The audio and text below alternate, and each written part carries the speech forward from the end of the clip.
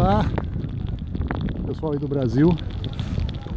Estou aqui, podem acreditar, caminhando pela Quinta Avenida, no meio da pista de rodagem em Nova York.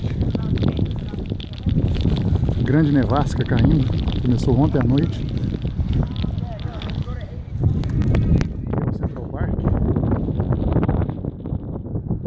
E ali mais embaixo é o... não dá nem mais para ver.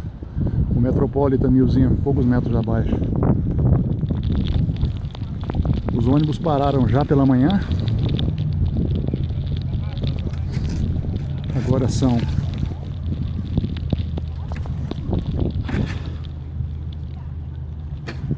3h27, desculpa, 3h23.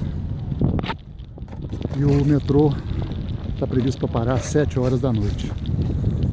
Olha isso aí. Clima glacial, como se diz. De fato, uma tempestade que não se esperava, muitos não esperavam que fosse ser dessa intensidade.